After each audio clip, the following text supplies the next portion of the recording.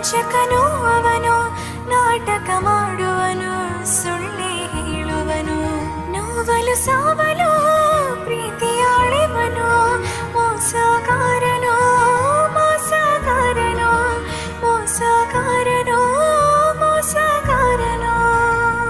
ಕಳೆದ ಜೀವನವ ಮರೆಯೋ ಸಾಹಸವನ್ನು ಮಾಡಿದೆನೋ ವರುಷಗಳ ಹಿಂದೆಯೇ ನಾನು.